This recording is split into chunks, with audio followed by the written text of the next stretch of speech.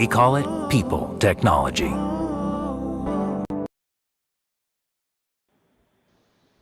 It's our first double header of the restart and the second leg of the IPL, all set to kick off in Abu Dhabi in just under half an hour from now. The Delhi Capitals and the Rajasthan Royals. Both teams have come off wins in their opening games of the restart. Slightly different types of wins, though. The Capitals hammered the Sunrisers, and the Rajasthan Royals, my God, how they managed to win that game against Punjab Kings, Samson is still trying to figure out. But this is Maruti Suzuki Presents ESPN Cricket for T20 Timeout. Deep Dasgupta joins us from Dubai. He'll be off in a couple of hours to cover the evening game, but we have the pleasure of his company right now.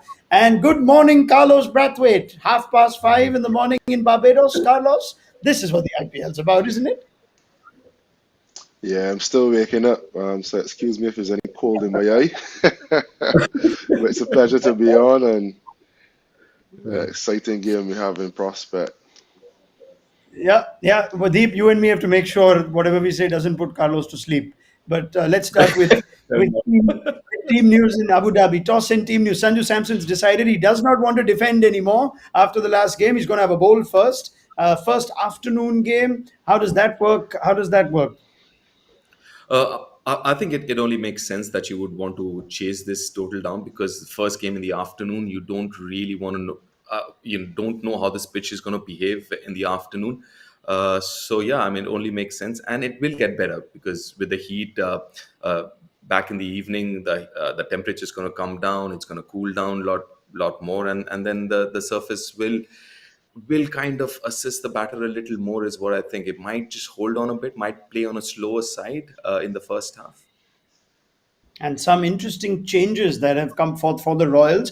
We're wondering about Chris Morris's form. It's just the one game into the restart, but there are two changes, Carlos. Sanju Samson says, no Evan Lewis. Two players are not available for selection, were his exact words. I don't know if that's injury after one game or whether that's a tactical call, but they brought in Tabraiz Shamshi and David Miller. So that's quite a change. You bring in the left arm wrist spin for Morris, and you've got in David Miller, who presumably bat in the middle. What are your thoughts on those changes? Traditionally, in evening games and afternoon games, sorry, you always love to have the extra spin option, just in case it does a bit and it dries out. You always want the spinner there to get anything that he possibly could. So I can understand the Tabraiz Shamsi for Chris Morris. I don't think it would be any slight on his ability as a cricketer. It would just be horses for courses, as they say. Not sure about Evan Lewis out, David Miller in. Evan is a fairly good player spin, at least he can attack it. But David Miller in his own right is international quality and good class player as well. So more so a straight swap, probably just thinking Sanju up to the top of the order, and David Miller strengthens the middle probably. So it's probably tactical. Hopefully it isn't anything COVID related or health related. You always want to know that your fellow professionals are 100%. So hopefully it's tactical. Well, if it is tactical, that surprises me because you thought Evan Lewis started all right, Carlos. I'll just stick with you. But if it's an injury, I can understand that. But if not, would it be a surprise for you that they've left Evan Lewis out? Yeah, it would be a surprise because the best teams stay consistent. And 31 off 21 is a perfect start. He's been in good form in CPL. He's a good striker of the ball. I think he has 2 international T20 centuries against India. So India is very knowledgeable of what he's capable of. And in his own right, a quality player. Once he gets going, he goes big. He's not one of those guys that will get to 20 and 30 too often and not carry on to get 50 or a big 50. Far less 100. So he's someone that I definitely want to have in my team and to potentially build the team around if you're looking for a young overseas batsman that could be your franchise player for a few years. So a bit of a shock, but yeah, they're probably just looking to go in a different direction and have an extra middle order batter. I mean, 36 of 21 for Evan Lewis last game. Started all right. If it is injury, we understand that. Nick Knight did ask Sanju Samson if Liam Livingston would slot at the top, to which Samson replied saying, I think so. So that could very well be the change they make. You think Miller bat in the middle. Deep, I'm very curious about the other change though. Chris Morris, big money signing, none for 47 in the last game. Not much with the bat either. And that's obviously tactical. You've brought in Tabrez Shamshi, but does that surprise you in any way? You thought Morris would be that one overseas certainty after all the overseas changes they had. I thought as much because if you look at the batting as well now, because obviously he can contribute with the bat till number seven, which is all right. You've got Tevetia coming at seven, but then there's a steep fall from number seven to number eight, which is Karthik Tyagi, who is not known to contribute too much with the bat. That's one. Secondly, I also thought Chris Morris didn't look in rhythm the last time he played. Forget the number of runs that he gave, but the line and length that he bowled was always, I mean, didn't look as if he was 100% fit. Wasn't running in as well as he usually does. Gave quite a few wides down the leg side. So yeah, that has to be tactical one. But I would have still gone with him. I mean, one game and somebody that has contributed. I mean, he's already picked 14 wickets so far in the first leg. So he's contributed in this edition of the IPL before for RR. So maybe another game, but you still would want to play Shamsi in an afternoon game.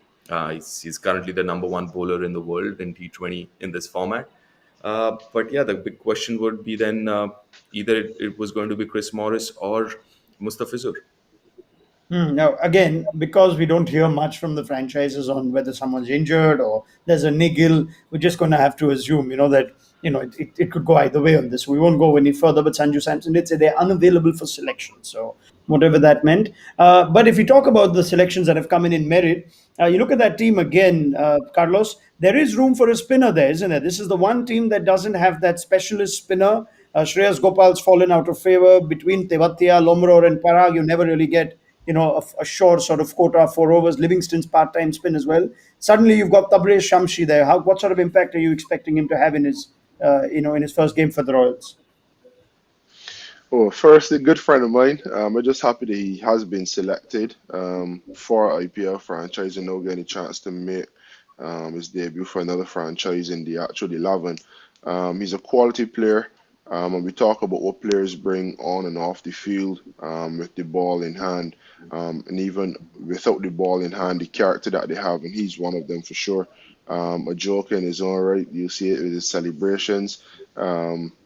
Some people think he carries on, but he's just a genuine person that's happy with every wicket that he takes.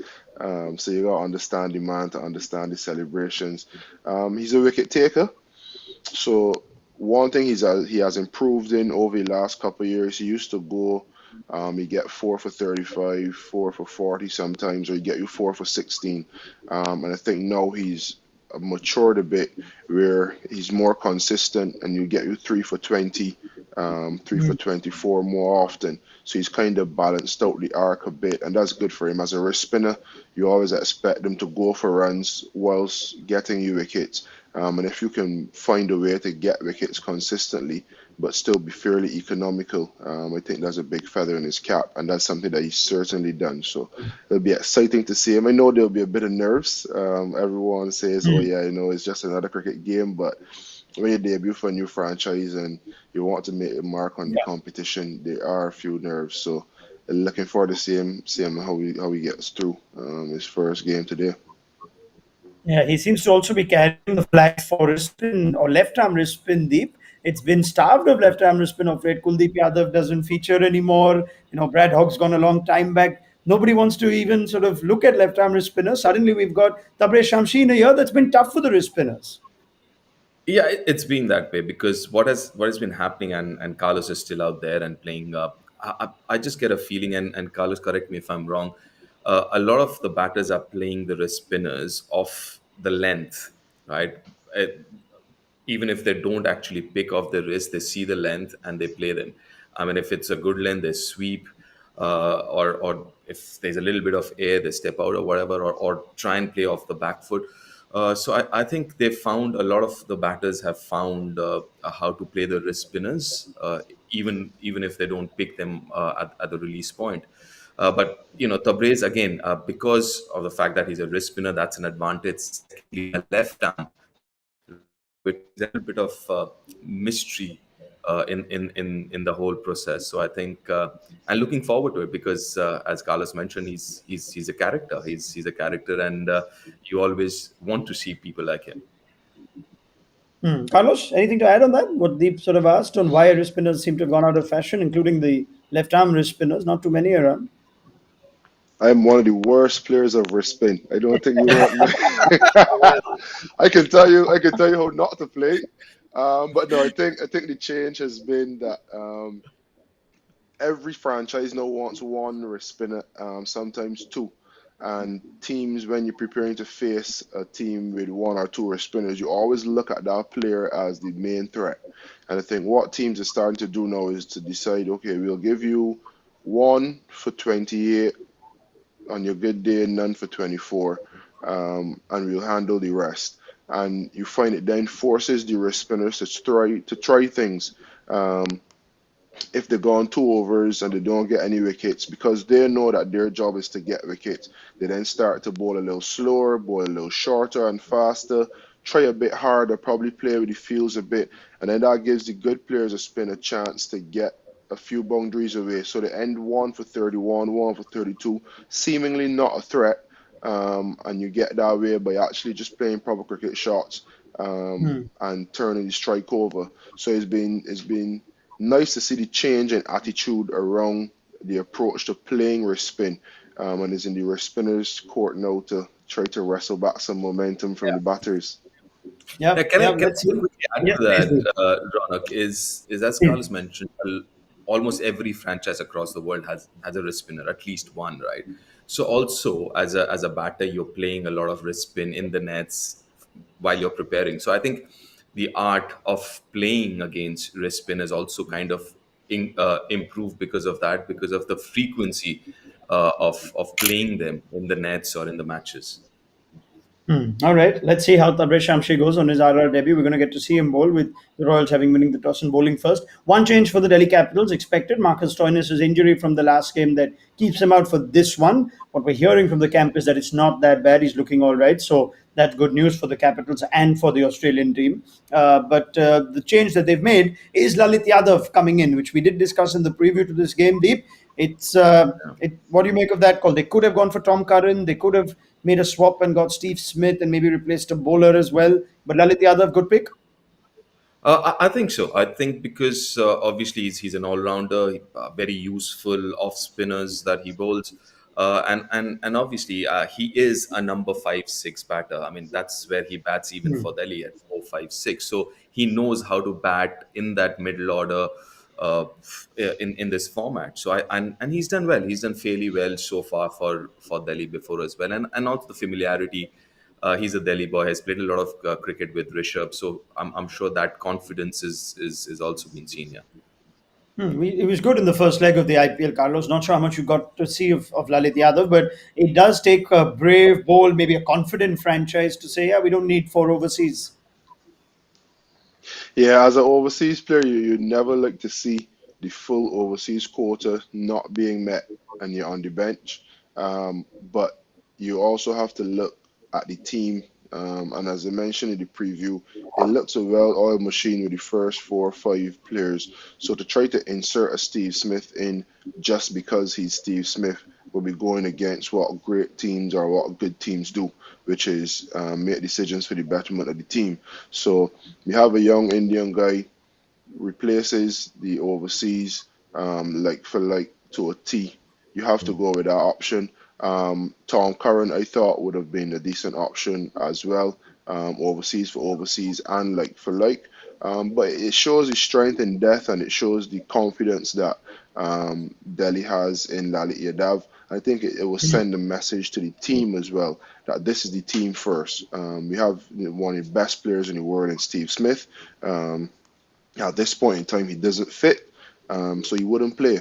And I think someone like Steve Smith, with his stature and caliber, if he can react to that well in the dressing room, still be the same person that he would have been if he was playing, it would also send a big message to the youngsters in the dressing room about how much of a team game IPL, franchise cricket, and Delhi Capitals are trying to play. So I think there will be a lot of lessons in and around this one selection. Is for all parties to do their bit to ensure that the youngsters, the franchise, the fans, everyone understands that this is the direction the franchise wants to go. And I think this is why you've seen an upsurge in Delhi Capitals in the last couple of years. This sort of thinking. I'm And quite. Yes, Deep. quickly add to that, sorry, there are sorry, not at least, there are four left-handers in the top seven. So his off spinners can also be very, very useful in the afternoon game, especially. Uh, Yeah, so yeah. yeah, it's going to be quite No, useful. no, I'm thinking of Lalit Yadav a bit more actually because I just quickly scanned through his first leg numbers and he had a pretty good impact. He put in a solid effort, couple of tricky chases where he just batted normally. He got a 4-4, sorry, he bowled his 4 over quota once. That was against the Mumbai Indians, who got 1 for 17, got another couple of handy wickets against KKR. I'm just trying to think in the last game that Delhi Capitals played, Deepya Dale Steyn and Sanjay both critical of how Ashwin was bowling. He's not the wicket taker that he was. Of course, he doesn't have as much of the all-round ability. But if there is a bit of a mini contest in the team itself, if Lalit Yadav bowls well today, when Stoinis is fit, all of a sudden are you looking at the call-up being between Ashwin and Lalit Yadav as to who adds better value? Well, what I thought of Ashwin in the last game was I thought he was trying too much. I mean, he Yeah. changed his action, was jumping away from the stumps, trying to bowl too many different things. So I don't know. I mean, obviously Ashwin. I mean, he thinks really well. I mean, he thinks at times. I think he overthinks because he's such a great bowler. I mean, he really. I don't think at times he doesn't really need to do so many different things because, like I said, he's period. He's a great bowler. Uh, so I would like to see him bowl more like normally what he does in the other formats, not change drastically his action and variation and stuff like that just because it's T20 cricket. All right. Let's talk about a couple of players that are in red hot form at the moment. Shikhar Dhawan is leading the run charts of the IPL. The orange cap is within his grasp. He just missed out on it last season, but he is turning out to be one of the most prolific IPL performers you think now. We're just looking at him in the last 3 seasons. He's striking at in excess of 130. That 2019 season or 2020 season was a big one. Ricky Ponting seems to have had a word with him, and that strike rate has just bumped up to 145. Seems to be batting in the best form of his life. Carlos, thoughts on Shikhar Dhawan? Quality player, Mr. Hmm. ICC. Um, Yeah, was he left out? Was he left out of the World he is T20 left squad? out. He is left out of the T20 World Cup squad. Yes. And Shika seems to be someone that when he has a point to prove, he goes all out to prove it. The season after he left Sunrisers, you could see a different kind of motivation in his eyes. Um, and I could only imagine that being snubbed for the World T20 would give him that same sort of fire. He's been batting very, very well. He seems comfortable in his surroundings. He seems to feel the love. And when you watch the Instagram stories, you can see how Pant and Shreyas and all the young Indian players bounce off of him. And as a player, sometimes you love to know that you're feeling loved from your dressing room, from your surroundings, and you're feeling that family atmosphere. And it definitely exudes that sort of confidence that he is.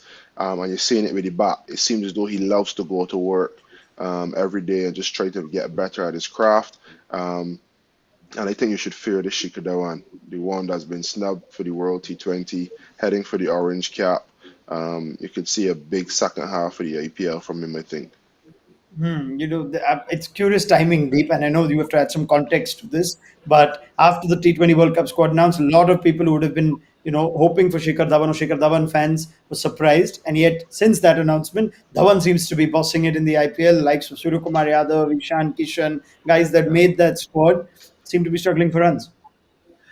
Listen, I think the choice was between him and KL Rahul, right? And it's not that KL Rahul isn't scoring runs. I mean, the good part is, as far as Indian cricket goes, both of them are scoring runs. So, but having said that, 10th of October, I think, is the last day to finalize the squad. So, for all you know, I mean, if he goes on to bat like this, you never know. You might just look at a few more changes in that squad before it's finalized.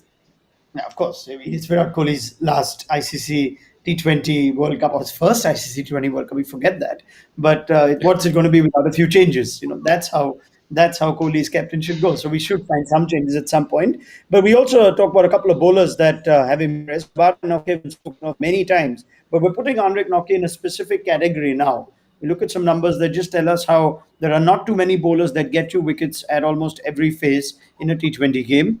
And you're looking at just Nokia, Bumrah, and Rabada that feature. That's over 5 wickets in each phase. Bumrah and Rabada, Carlos, have been around a while. They've been number one bowlers across formats. They've had an impact. Henrik Nokia seems to have just taken to the IPL so easily. Didn't play in the first leg, was outstanding last year. What makes him special? We've seen overseas bowlers that struggle or take time to get it right in the Indian Premier League.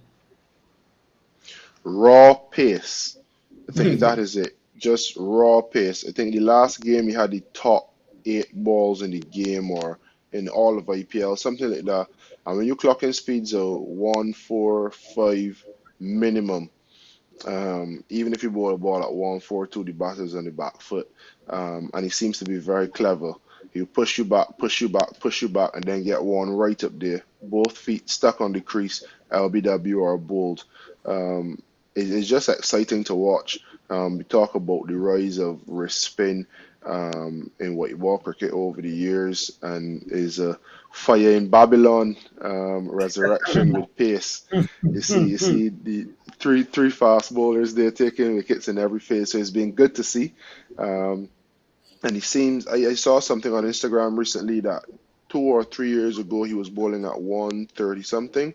And he changed his action, braced his front leg, did a lot of work, and now he's up 145 to 150. So even within that story, obviously seeing someone trying to better the craft and then getting as good at it as he has, to be a match winner with the ball, is a good story in itself. So it's been good to watch, and I think the cricket smarts that he's brought, and added to the raw pace has really delivered the goods for Delhi. And him and Rabada are fearsome combo. I mean, we've seen quick bowlers deep in the past, but this guy seems to bowl less bad balls, fair to say, less boundary balls, perhaps. Yes. The other thing that I might add is his line and length. I mean, that first over last game, obviously bowled at what I think couple of deliveries in that very first over were 150 plus. That's a different ball game altogether when a bowler is bowling that quick. On top of that, the line and length, almost every ball in that over or that spell rather was in and around that stump. So one is the pace, secondly the line and length, and this ability to bowl full and quick is also extremely special. You'd see a lot of fast bowlers who are quick, their natural length would be a little short, back of length, but hey, he has that ability to bowl a little fuller and be as quick as he is. So that just makes it that much more difficult for a batter when somebody's as accurate and as quick as him. Right now, Sanju Samson has to contend with the pace of Henrik Nokia at some point today. And Sanju Samson's always a story with the Rajasthan Royals. His numbers always come up, whatever the conversation. But there's a story in the UAE about Samson. That's one in Sharjah, that's a fairy tale, and the other one outside. It's a bit of a nightmare, actually, because he averages in around 15 in Dubai, around 18 in Abu Dhabi, strike rate 115 and 132 respectively, in contrast to some extraordinary knocks he played in Sharjah in IPL 2020.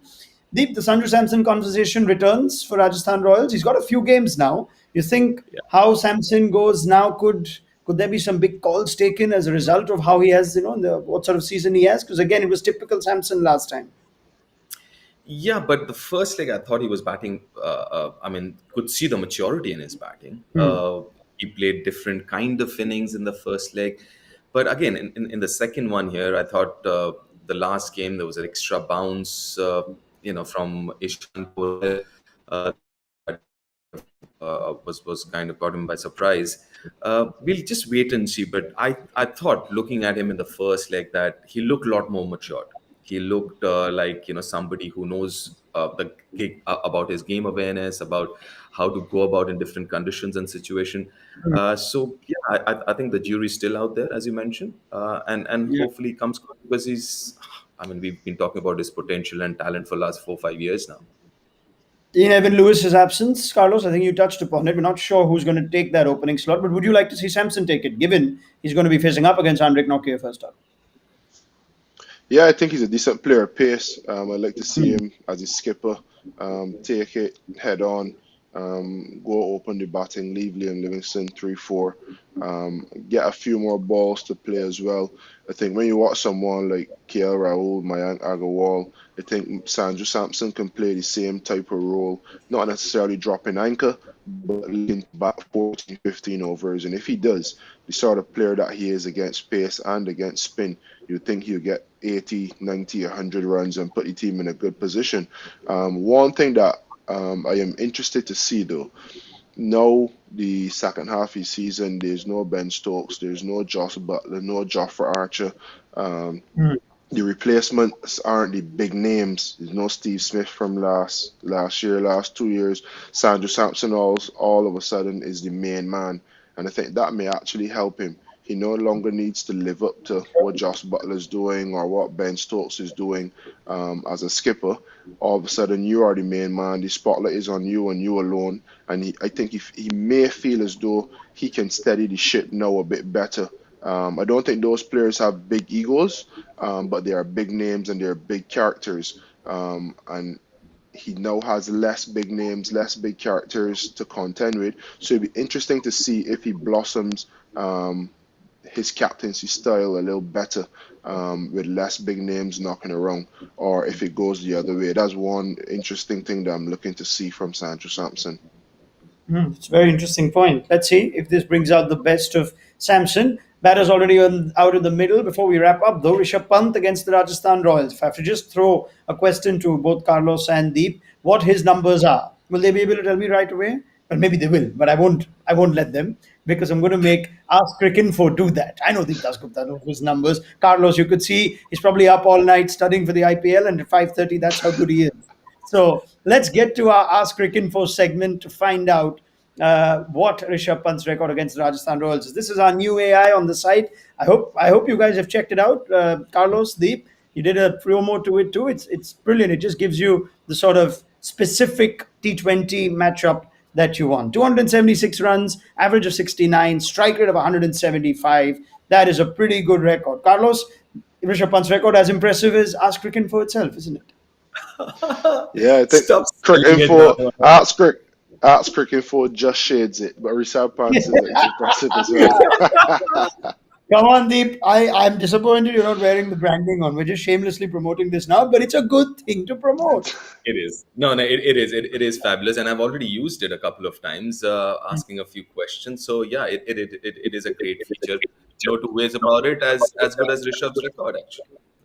All right. When you're on the comms for the game, you could mention it as well, Deep. We won't have a problem with that. Just letting you know that I found this on Ask Crick Info. Anyway, let's I let's guess not checks trouble in the you. mail. Checks in the mail. What's that, Deep? I Checks can't hear in the you. I mail. think that's all the time we got now. That's Oh, all yeah. the time we got. Yeah. This was Maruti Suzuki presents ESPN Cricket 2020 timeout. Deep, Carlos, thank you very much. Thoughts again very soon in 20 overs time after we see how Delhi Capitals have gone. It's a big game this for the Rajasthan Royals. Remember, the points table is changing every day. The Chennai Super Kings went on top yesterday. The Capitals can reclaim that today. Rajasthan need to cash in on those 2 bonus points against Punjab. So it should be a good game.